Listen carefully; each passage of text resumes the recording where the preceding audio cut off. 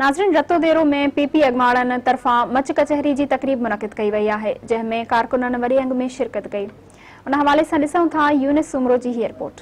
नाज़रीन, Pakistan people's party city रतोदेरो पारां much कचहरी ऐं मौसीक़ी जो प्रोग्राम मुनक़िद कयो वियो आहे, जंहिंमें पीपी सिटी रतोदेरो जे उहिदेदारनि ऐं कारकुननि मेहरान टीवीअ सां पंहिंजा वीचार हिन तरह वंडिया आहिनि।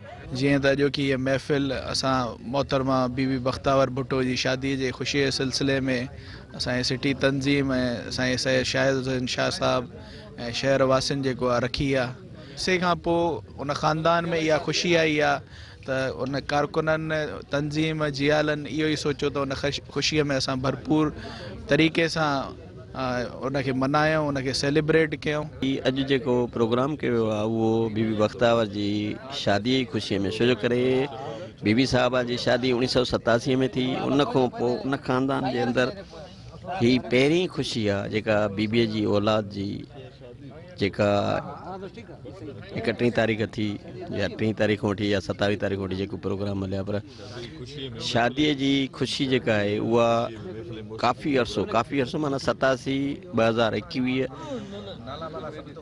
उन खां वठी काई बि उन ख़ानदान में ख़ुशी न आई।